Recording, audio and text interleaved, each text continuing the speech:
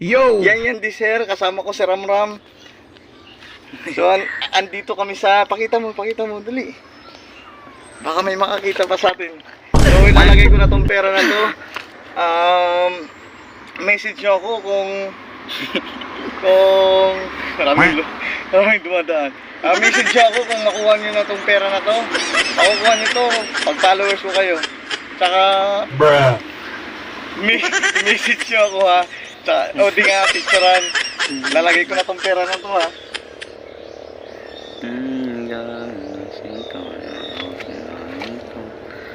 Dami ko rin dapat pambiling.